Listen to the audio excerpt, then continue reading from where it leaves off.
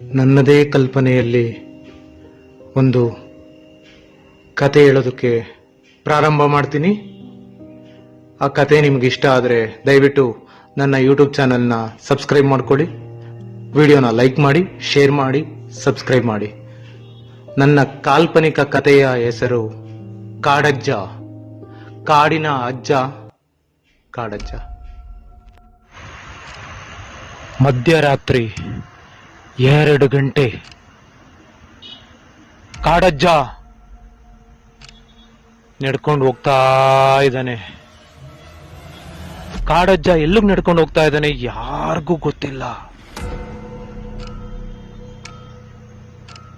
ಬೆಟ್ಟದ ಮೇಲೆ ಕಾಡಜ್ಜ ಕಡ್ಡಿ ಊರ್ಕೊಂಡು ಹೋಗ್ತಾ ಇದ್ದಾನೆ. ಕಾಡಜ್ಜ ಹುಟ್ಟಿದವರು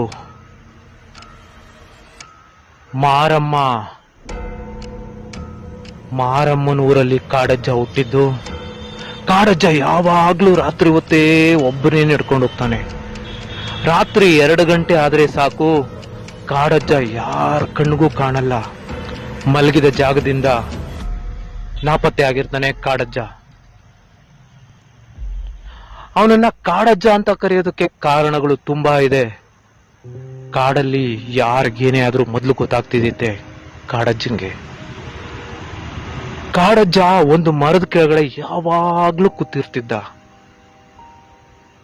ಆ ಮರದ ಕೆಳಗಡೆ ಅವನು ಕುತ್ಕೊಂಡು ಒಬ್ಬೊಬ್ಬನೇ ಮಾತಾಡ್ತಿದ್ದ. ಅವನ್ಗೆ 95 ವರ್ಷ ಆದ್ರೂ ಒಬ್ಬನೇ ನಡ್ಕೊಂಡು ಹೋಗಿ ಬೆಟ್ಟ ಹತ್ತುತ್ತಾ ಇದ್ದ. ಯಾರಾದ್ರೂ ಕಾಡಜ್ಜನ ಹಿಂದೆ ನೋಡ್ಕೊಂಡು ಹೋಗೋದು, ಹಿಂದೆ ಹಿಂಬಾಲಿಸ್ಕೊಂಡು ಹೋಗೋದು ಗೊತ್ತಾದ್ರೆ ಕಾಡಜ್ಜ ಕಡ್ಡಿ ತಗೊಂಡು ಹೊಡಿತಾ ಇದ್ದ. ಕಾಡಜ್ಜ ಕೂಡ್ತಿದ್ದ ಮರನೇ ಇದು. ಆ ಮರದ ಕೆಳಗಡೆ ಕಾಡಜ್ಜ ಈಗ್ಲೂ ಕೂತಿದ್ದಾನೆ. ರಾತ್ರಿ 2 ಗಂಟೆ. ಕಾಡಜ್ಜ ಮಾತ್ರ ಎದ್ದು ಬರ್ತಾ ಇಲ್ಲ. ಯಾಕೆ ಹೋಗಲ್ ಕೂತಿದ್ದಾನೆ? ಏನಿದೆ ಆ ಮರದಲ್ಲಿ? ಕಾಡಜ್ಜ ರಾತ್ರಿ 2 ಗಂಟೆ ಮೇಲೆ ಈ ಮರದ ಹತ್ರ ಬಂದು ಕೂರೋದಕ್ಕೆ ಕಾರಣ ಆದ್ರೂ ಏನು? ಬೆಳಗ್ಗೆ ಆದ್ರೆ ಊರಲ್ಲಿರ್ತಿದ್ದ ಕಾಡಜ್ಜ ರಾತ್ರಿ ಆದ್ರೆ ಬೆಟ್ಟದ ಮೇಲೆ ಹೋಗಿ ಈ ಮರದ ಕೆಳಗಡೆ ಕೂರೋದಕ್ಕೆ ಕಾರಣ. ಆ ಕಾರಣ ಕೇಳಿದ್ರೆ ನೀವು ರಾತ್ರಿ ನಿದ್ದೆ ಮಾಡಲ್ಲ, ಬೆಳಗ್ಗೆ ಊಟ ಮಾಡಲ್ಲ. ಅಂತ ಭಯಾನಕ ಸತ್ಯ ಆ ಮರದ ಒಳಗಡೆ ಅಡಗಿದೆ. ಕಾಡಜ್ಜ ಬರ್ತಾನೆ. ಬೆಳಗ್ಗೆ ಊರಲ್ಲಿ ಎಲ್ಲರ ಜೊತೆ ನಾರ್ಮಲ್ ಆಗೇ ಇರ್ತಾನೆ. ಆ ಮರದ ಕೆಳಗಡೆ ಒಂದು ದಾರ ಕಟ್ತಾನೆ.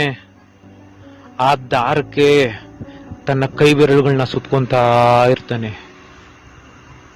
ಹತ್ರ ಯಾರಾದ್ರೂ ಹೋದ್ರೆ ಕಾಡಜ್ಜನ್ ತರ ಕಾಣಲ್ಲ. ದಾರ ಪಳ ಪಳ ಪಳ ಅಂತ ಹೊಳಿತಾ ಇರುತ್ತೆ. ಮರದಲ್ಲಿ ಏನೋ ಒಂಥರ ಶಬ್ದ ಬರೋದಕ್ಕೆ ಪ್ರಾರಂಭ ಆಗುತ್ತೆ.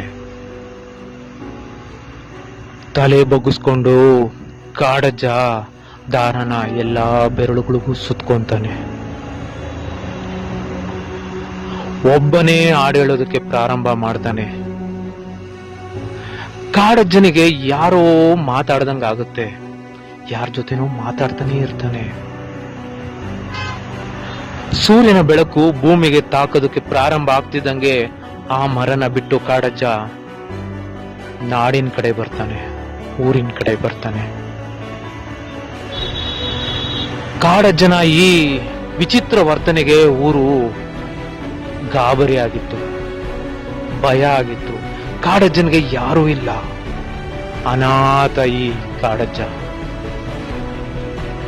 ಕಾಡಿಗೆ ಹೋಗ್ತಾನೆ, ಮರದ ಕೆಳಗಡೆ ಕುತ್ಕೊಂತಾನೆ.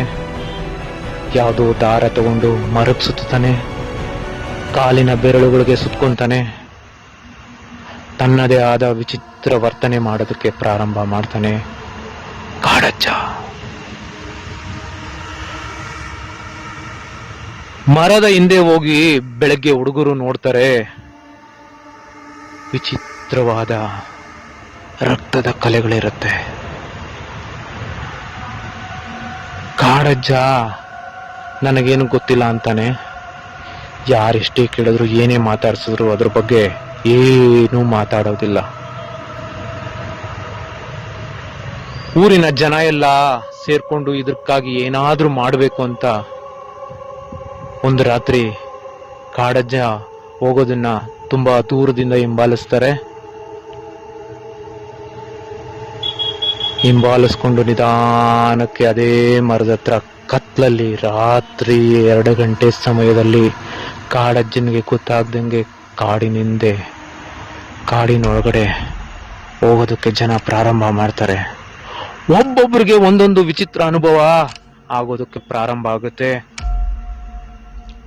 ಅರ್ಧ ಜನ ದಾರಿಲ್ಲೇ ವಾಪಸ್ ಹೋಗ್ಬಿಡ್ತಾರೆ. ಕಾಡಜ್ಜ ಮಾತ್ರ ಕಡ್ಡಿ ಊರ್ಕೊಂಡು ನಡ್ಕೊಂಡು ಹೋಗ್ತಾನೇ ಇದ್ದಾನೆ. ಹೌದು, ಆ ಕಾಡಜ್ಜ ರಾತ್ರಿ ಹೊತ್ತು ಆ ರೀತಿ ವಿಚಿತ್ರವಾಗಿ ನಡ್ಕೊಳ್ಳೋದಕ್ಕೆ ದೊಡ್ಡ ಕಾರಣನೇ ಇದೆ. ಆ ಕಾರಣ ಕೇಳಿದ್ರೆ ತುಂಬಾ ಭಯ ಆಗುತ್ತೆ. ತುಂಬಾ ಅಂದ್ರೆ ತುಂಬಾ ಭಯ ಆಗುತ್ತೆ.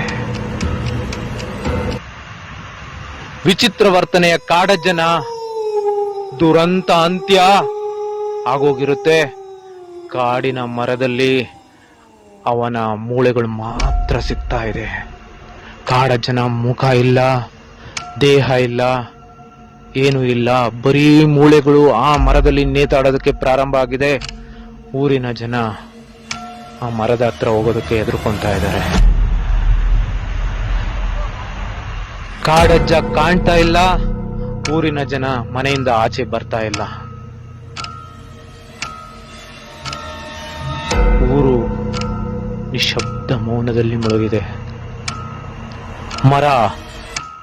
ಮರದ ವಿಚಾರ, ಮರದ ಕತೆ ನಿಗೂಢವಾಗಿ ಉಳಿದಿದೆ.